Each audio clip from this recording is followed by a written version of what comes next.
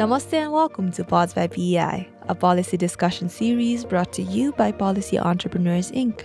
My name is Kushi Hang. In today's episode, we have guest host Yuki Poudyal's conversation with Sucheta Pyakurel on power and parity, charting Nepal's gender policy journey. Sucheta Pyakurel is the director of the Center for Governance at the Institute of Integrated Development Studies. She teaches gender in politics and policy making for the master's and PhD programs at Tribhuvan University and is a visiting faculty of Kathmandu University's Master's in Public Policy and Management program. An alumna of the Regional Center for Strategic Studies of South Asia, her work focuses on the study of democratic development and good governance in the region. Yuki is currently the co-founder of the Nepal Institute of Study Abroad and has experience working across a myriad of sectors from non-profits to innovative startups as a consultant, strategist, and leader. She completed her master's in development practices and international business from Tufts University. In this episode, Yuki and Sucheta explore Nepal's policy landscape with gendered lenses. They begin by elucidating the case for gender equality and its vital connection to responsive policies and budgeting in patriarchal societies like Nepal. Tracing Nepal's history of gender policies, Sucheta shares pivotal reforms that have significantly narrowed the gap, while also critically examining the formal and informal factors that hinder the implementation of these policies. The two then discuss crucial gender policy events and debates to extract observations on the efficiency of such policies and recommend changes. We hope you enjoy the conversation. Thank you, Sucheta, for being here and welcome to our podcast. We're thrilled to have you here. Thank you for having me. It's great. So, Sucheta, let's just start with the basics. While we're talking about gender equality, everyone has their own notion of what it is. So that we can all be in the same plane, why don't you start with explaining us what gender equality means to you, how that's connected to gender responsive policies and budgeting? See, gender equality is, if you trace it back to what it means, what it should mean, I guess we'll have to go back to the fundamentals of political philosophy, where one is taught that one is born free. And one is born with three sets of rights: right to life, liberty, and property. So one is born absolutely and completely free and equal. So right to life, liberty, and property, and in an equal manner, right? So going by that particular tenet, one needs to assume that we are all equal regardless of who we are, whether we are a man or a woman or whatever, right? A child. So with that pretext, gender equality should have been a norm from the get-go, but it wasn't. It's not been. So I guess to kind of have the kind of political system that we envision, the kind of egalitarian system that we envision, one thing that is a must is gender equality. I mean, that is the starting point. Everybody has to be equal. And the fact that it's not, and that's a problem, that becomes a problem. And so that's the reason why we talk about gender equality. So regardless of who we are, what our gender is, we're absolutely equal. That is the basic prerequisite to a democratic governance. You cannot have democratic governance without that particular prerequisite, that we're all equal, that we're all born equal, right? So that's the reason why we talk about gender equality. And the fact that there is a lot of gender inequality in societies such as ours, very patriarchal, traditional feudal societies, that becomes an issue, especially in regards to political evolution. So that's the reason why the issue of gender equality is pushed forth, just to be talked about, just to kind of smooth the plains, just to kind of level the playing field. And so that is gender equality for anybody, for all of us. Now, moving to your second portion of the question, why gender equality, especially in regards to policymaking process, in regards to gender responsive budgeting, we call it GRB. So because we're all born equal, because we're all citizens, because we're all voters, and because we should have equal claim to the political pie, and that's the state. And when that does not happen, that becomes problematic. And so in order for all of us to have equal access to the government, to various incentives that the government provides, it is very, very important to have equal access, regardless of one's gender. And so that's the reason why gender equality is extremely important while making policies, while implementing, administering policies. Gender equality is a must at every stage. So that's the reason why gender equality is a major factor. It's a big factor, a very important factor in policymaking process. Now, moving on to gender responsive budgeting. So budgeting, it's a fiscal policy of the state, right? Budget is a policy. It's a fiscal policy. And money is power. Money is where the clout is. It's where the pressure is, where the power is. And majority of the time, what has happened in the past and what typically tends to happen is that the money is allocated to or for, quote unquote, policies that have a lot of interest from particular pressure groups, interest groups, those that actually have socio-political, cultural clout, religious clout at times. And majority of the times, those are not women. And so that's the reason why it's very important that we allocate funds for women, for women's development, because 51% of the total population are women, right?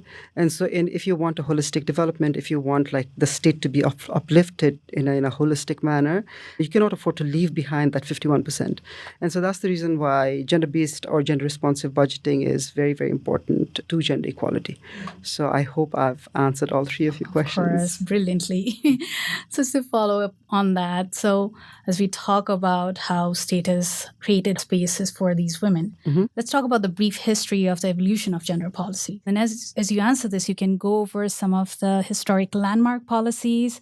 Maybe you can talk over policies in our country that you think have enabled us to bridge that gap between what we used to have and what we didn't a decade or two ago. So I guess when we're talking about policies, I think it's very important to talk about the political environment surrounding the advent of those policies. And so if you are to trace back, if you focus on the Nepali context, I guess one cannot help but remember the times of Yogmaya Neopani. And I think she died in 1941, 42, if I'm not mistaken. But I may be completely wrong, with the dates, but in the first half of the 40s. So that was, I guess, one of the most important landmark where women came together and defied the system and pushed for a way to start with gender-friendly policies. And shortly thereafter, there were talks about opening women's schools and colleges in Kathmandu. And so you hear stories about how Mangla Devi Singh, along with Sadhna Pradhan and others, I think, they went up to Padma Shamsher asking him to open a school for women. And that was how the first girls' school in Nepal was opened as Padma Kanya School. And likewise, shortly thereafter, the women's colleges were opened, like one college, Padma Kanya, was opened. And so it started this gender-friendly policies, the process of making gender-friendly policies. And then fast forward to the 90s, you had the 1990s movement where a lot of women, they came up to the fore and they were fighting for the cause of democracy. Some of the names come forth. We just tend to remember Shailaja Acharya and Sadhna Pradhan, Mangla Devi Singh. They didn't portray themselves as feminists. I remember distinctly, I was growing up at that time, and I remember how Shailaja Acharya very specifically said that she is not a feminist. But I guess what the female leaders at that time, what they were not realizing was how they were what they were doing, how their actions were very, very feminist. And so I guess because feminism had that stigma, that the word feminist had that stigma at that time. And so majority of the women leaders, they were not willing to associate themselves with that particular word. And maybe that's the reason why. But, what they did was very feministic. So Sadhna Pradhan and Mangla Devi Singh and Shailaja Acharya. And so these are the women that, come to mind that actually pushed for gender-friendly policies. So you had quota system, the first quota system in 1990, and later on, and of course you had, Beijing Platform for Action in 1995, which kind of really, really pushed gender-friendly policies from the international level.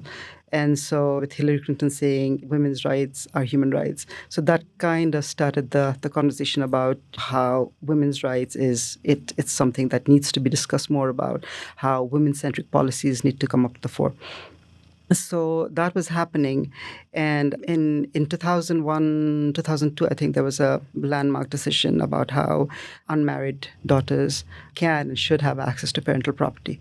And from that moment onward, there were one after the other cases that came that actually started giving more and more access to things like citizenship and property and so on and so forth. So the discourses have been going on and in full blast since that time, and it's not stopped till now. So we are evolving, of course. We're working every day, working very hard to make sure that women are at the same, they're in the same level as men. The work continues, but there are a lot of policies that have actually turned into law, and there's an overarching national policy now as directive principles. As one of the directive principles, GESI, Gender Empowerment and Social Inclusion policy, that basically touches upon major bureaus and their functioning and so on and so forth. So a lot has happened since then, but very shortly, just try to trace the evolution of policymaking process, gender-friendly policymaking process in Nepal. That's great. Thank you very much. So moving on, the purpose of gendered policy interventions are to address problems or lack of opportunities and resources that arise from one's gender.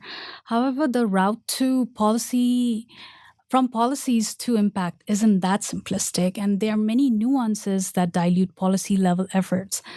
What do you see are some of the more important policies that have struggled to find traction in the real world? What are the different forms of hindrances in the way of proper implementations of gender policies? Okay, there are a lot of instances. I don't know if I can quote all of them. I don't know if I can remember all of them, but some of the policies that come to mind. I mean, the Citizenship Act, it's already been there. It's been promulgated. However, as far as administration is concerned, as far as implementation is concerned, there are a lot of hiccups that are still being felt, especially by women. I remember a student of mine talking to me about how her son is interested in getting his citizenship through her, but the state won't allow it because the state wants either the father completely absent from the picture or the father already passed away dead. So there are a lot of societal hindrances that basically, maybe it's because of the sociocultural residue that you see such hiccups.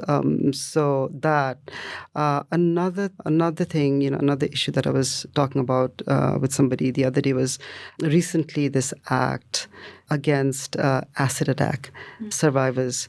That has been passed, but what their concern was that this could have been a policy or an act against anybody that tries to use burn violence against women.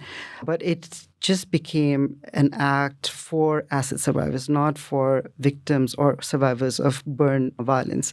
And so these are some of the things that make policy implementation, policy administration, very, very complicated.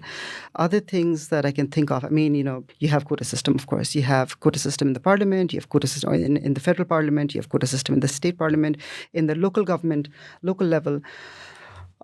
Majority of the time what you see, and this may not sound too optimistic, but you do see a lot of tokenism going on. And then, of course, we saw in the last election how the mandatory, one of the mayor or the vice mayor or the deputy mayor, I'm sorry, either one has to be of one of the two genders, right?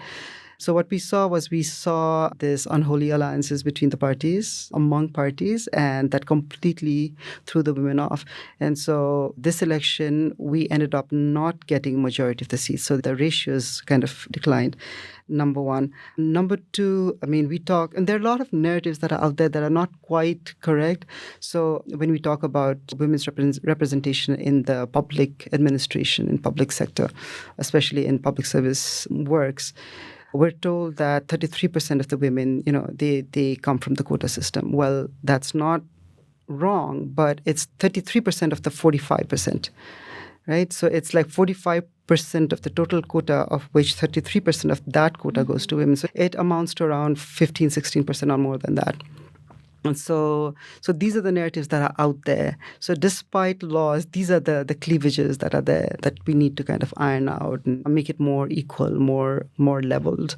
And again, and as far as, I mean, even the quota system, we have quota in place, but what we've seen is maybe because of the socio-political perspective or socio-cultural perspective, a lot of women who were talented, a lot of women who are deserving, they kind of, what we've seen through research is they do shun being seen as somebody who's come in from the quota system, using the quota system, as opposed to the free competition. And so there's that stigma attached to the entire quota system also that makes this issue murkier.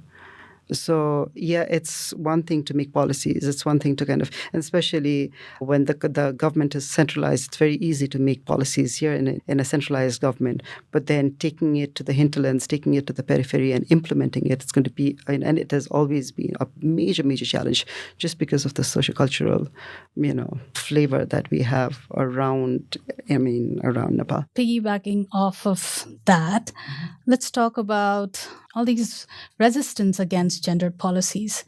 Another commonly held practice is regarding how gendered policies are sort of competing with development goals in itself. And this is especially prevalent when resources are scarce and projects are urgent, like most of the things in Nepal. How do you approach this perception, and how can practitioners best deal with this? It's really interesting how you frame that question, because I think it's precisely because of that we need gender equality, gender parity in policymaking process. See, what happens is in public sector, there's always this fiscal crunch that is there, right? Our tax collection system is not too robust, and so we always have this fiscal crunch. So we don't have money, and we really cannot afford to go wrong while making policies, right? Because we don't have the money, and we have to do with whatever we have. We cannot afford to go wrong. And so we come up with policies. Majority of the time, what we've been doing so far is we've been importing policies from outside. They've been quote unquote, I don't know, I don't like using the word donors, but development partners, let's put it that way, who are keen that we adopt a certain policy, and then they encourage us. And of course, there's money attached to it, and we do it. But now that we're kind of developing as a viable state, we have to come up with our own policies, because the people are getting more aware. They're questioning. They're getting more accountable. They're making the government more accountable. So we do have to come up with our own policies and make our own policies, implement them, and then deliver results. But because of this fiscal crunch, we cannot afford to go wrong. And so, for example, I was just reading this policy about some development agency where they went into one of the villages in India, and they wanted to do a vaccination day. They wanted to allocate a vaccination day, and they chose a Tuesday. But Tuesday apparently was the day where the village women would go to some hard bazaar to sell their produce and things like that. And so that was like a major failure. And the reason why that happened was because women were not consulted. They were not involved. And so if you do not involve women, any policy, see, 51% of the population is women.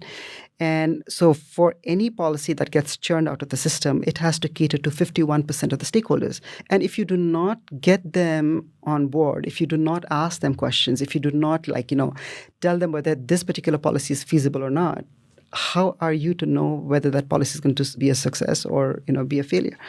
So in order to avoid failures, in order to avoid waste, in order to make sure that the policies that we churn out are good policies that are not going to waste the state coffers, the money of the state, we have to make sure that all the stakeholders, all the parties involved, all the parties that basically will get impacted by the policies, they have to get consulted. They have to be brought on board. They have to be, asked questions, and they have to give input while making those policies. And if that does not happen, majority of the time it does not. And that's the reason why development fails. That's the reason why development projects fail, because majority of the stakeholders are not consulted. And so for that very precise reason, women need to be consulted. They need to be on board while making policies.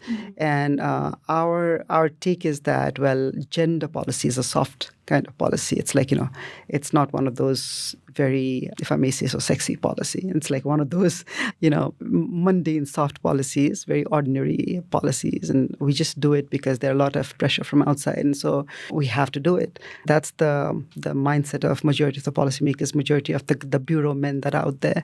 But that's not the case. And so when you really come to the nuts and bolts of governance, it actually makes sense from the effectiveness aspect, from the efficiency aspect. It really makes sense to involve the women.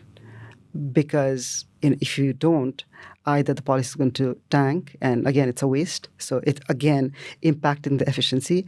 It's going to be ineffective. So again, impacting the effectiveness factor. And so the administration is not going to be a success at all.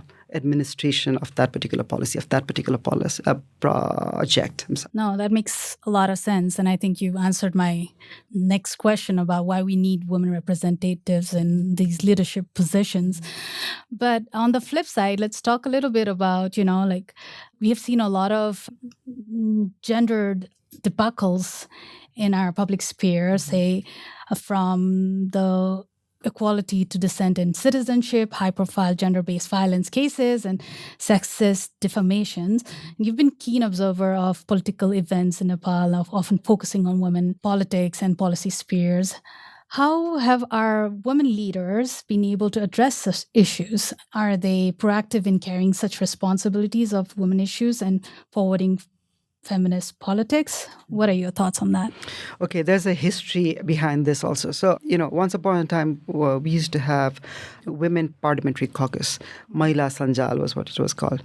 And once upon a time, it was very active. We still have it. It's not quote unquote too active. That's what majority of the critics say. But we do have it. And if you go and talk to the members of the caucus, what they say is that they basically encounter a lot of hurdles and factors. So, you have party loyalties, that the phrases such as party loyalties being flung at their faces, saying, well, your loyalty is to your party first, not to your sorority. And then, of course, party political pressures. You have societal pressures.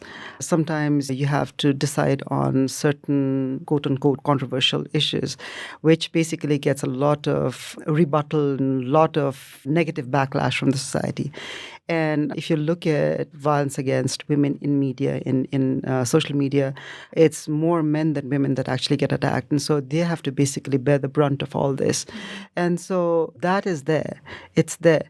But at the same time, just to be objective, just to objectively look at this and critique it, we're all part and parcel of the society, right? We're all social beings. We're all products of the same society. So regardless of how much we want to do it, I guess there is that patriarchal residue in all of us.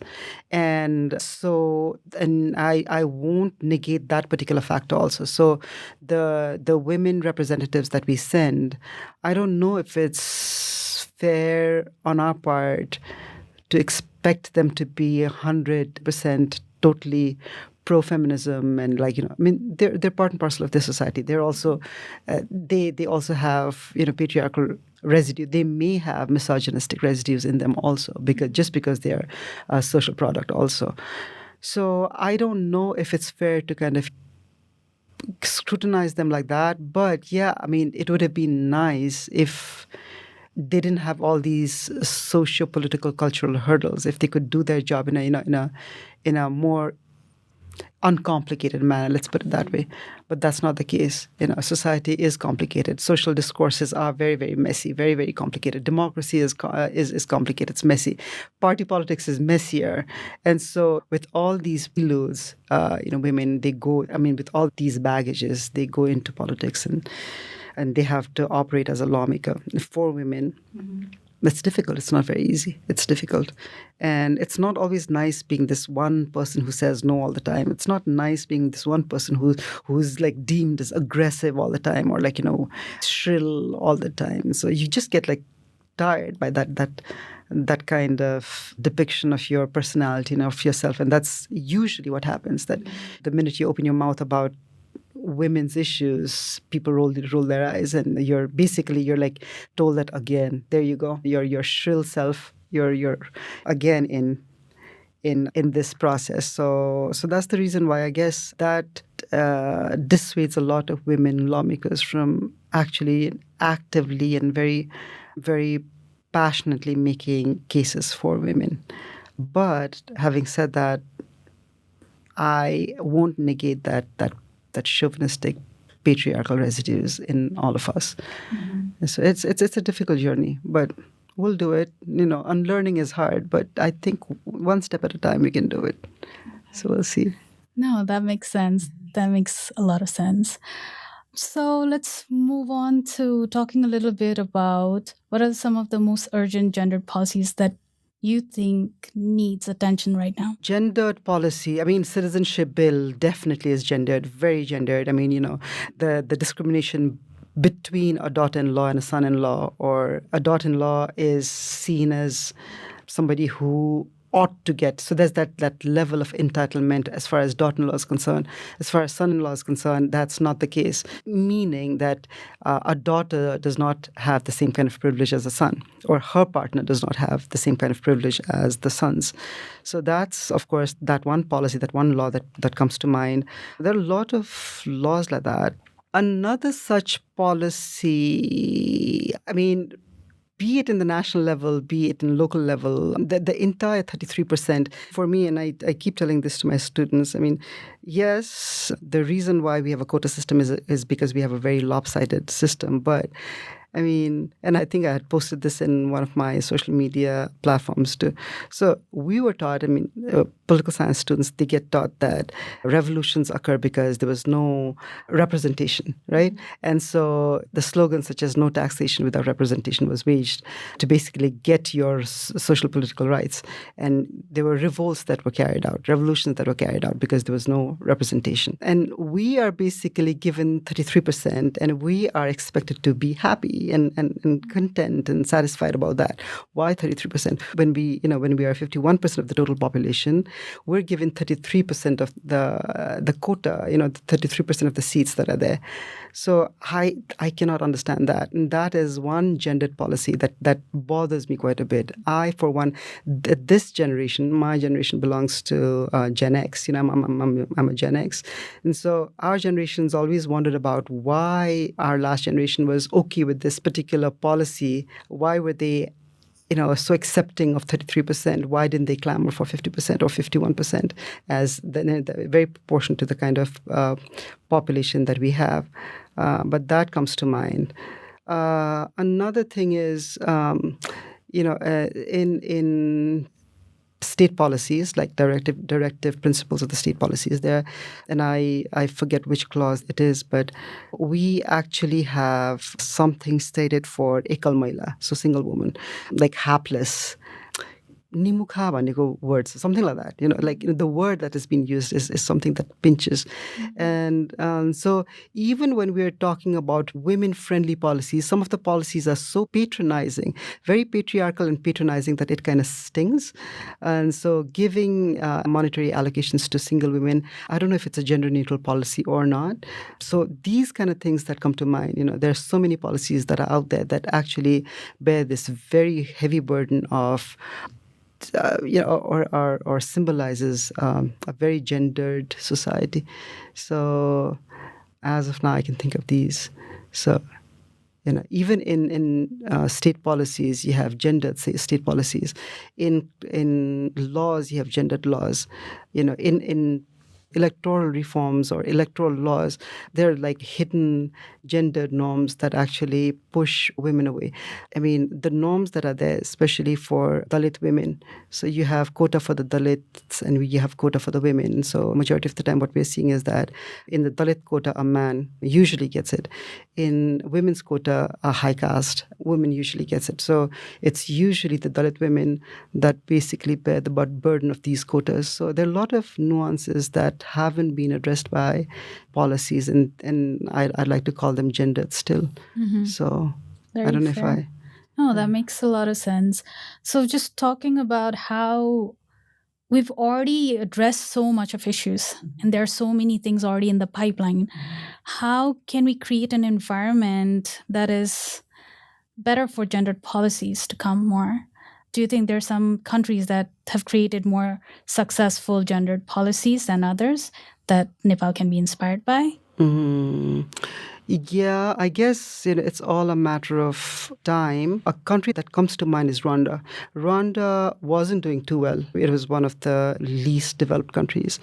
But in Philippines also, I mean, not in the same level, but Philippines is not one of the more developed countries, so to speak. But as far as their political representation of women's concerned, it's very, very impressive. Rwanda is also very, it's come out shining. It's very impressive. And again, as far as Rwanda is concerned, it's the same thing that they've done. But they've, I think, taken a very aggressive policy of quota system.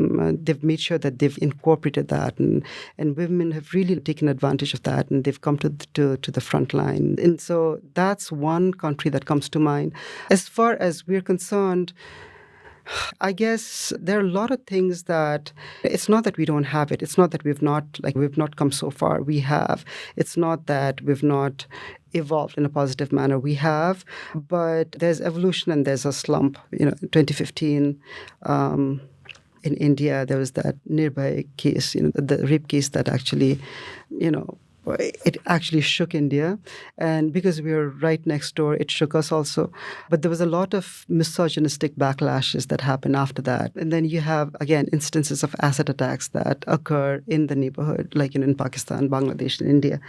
And we never used to have that. Now we're having like around 40 cases a year. Or I'm sorry, I think so. I mean, I'm not too confident about the numbers again, but we never used to have that many, but now we are kind of we're increasing the number of acid attacks. And so I think what happens in the neighborhood also impacts Nepal's gender equal evolution. But slowly we're getting there. I mean, as far as the public sector is concerned, we had around 11% when we started. Now I think we're 23, more than 23% in the public sector. As far as the federal parliament is concerned, 33%, yes, but I'm hopeful. In the local government, around 41%, so a little more than the quota that has been mentioned. I'm hopeful, but let's see if we can push as aggressively as Rwanda did or as Philippines did. Mm-hmm. There are a lot of other countries like Iceland and Norway and others that were already developed that are doing so well, but I'd be more interested in looking at countries similar to us, countries that are not first world countries, countries that are still developing or underdeveloped, and see as to how they've taken their policies and maybe learn best practices from them. Mm-hmm. And the two countries that come to mind are Philippines and Rwanda. Mm-hmm. That's very informative. I didn't know that about Rwanda and Philippines. Do you foresee that Nepal can ever reach to that aggressive point where we can shake the country up? I do. Actually, we've been projected to reach that space in 2037, 38, I think. So I am hopeful, and I do believe that we can do that. And, because Nepal is a small state. We're not a very big nation state. We're a small country. And if we really put our heart and mind into it, I think it's doable. Anything is doable in Nepal. We just have to have the political will to do it. And I think things are attainable, achievable here in Nepal. And now it's a federal system of government, so it may be a little more difficult than how it used to be, or what it, how easy it used to be for policymakers to actually come up with policies, implement it, and set like a template for it. But I think it's still doable because we are small. That's fair. When you're talking about political will, what do you think we can do, some of the things that we can do to, garner that? Political will, that's a very heavy question. Okay, so political will is something that actually it's a will of the masses, right? It's an aggregate will. It's not just a fragmented kind of will. It's an aggregate will. And to make that aggregate will, we all have to come together as a civil society. Civil society has to be really, really robust, very vibrant. And one thing that I see lacking here in Nepal is that it's that involvement of civil society, it's among civil society members. I don't know, for some reason, I just don't know why, but I sense a lot of political apathy here, a lot of disgruntlement with the state, and there's that notion that actually negates that government is us, whereas it is us, right? Because it's a democracy. We choose our representatives. We send them. It is us. But then there's that trend of othering the government, where you see yourself as somebody, and then the government is them. It's like them, how they don't work for you, and like how they are so corrupt. But I think we need to look at ourselves hard in the mirror and say that it's us. So if the government is corrupt, it is us. It's all of us. And so that will, it's a very it's a very heavy question, but I think a lot of civic political engagement, especially by the youth, a lot of engagement with the youths, a lot of engaging the youths in policymaking process, I think that can actually develop a really viable, positive political will. I don't know if I answered your question, but fantastically. And I'm afraid we've almost come to the end of the show. Thank you so much for your time. And is there any parting messages that you'd like to? Yeah, of course. And I say this to my students all the time. I mean, our generation maybe didn't do as much as we should have done. And again, this is I say this with a lot of guilt and with a lot of apprehension, but I think the hope is now on this generation. And I think if this generation wills it, I think Nepal can really see good days, bright, sunny, good, happy days. And if you can believe in Nepal, and if you can believe that Nepal, we can do it, that, that we can develop a robust policymaking process, that we can come up with robust policies, that we can all benefit from creating this egalitarian society, I think we can still do it. So that's my parting message. That was a very hopeful one. Thank you so much for this, Sucheta. This was a very insightful conversation, and it was an absolute pleasure to have you here. Thank you so much for having me. Thank you. Thank you. Thanks for listening to Pods by PEI. I hope you enjoyed Yuki's conversation with Sucheta on power and parity, charting Nepal's gender policy journey.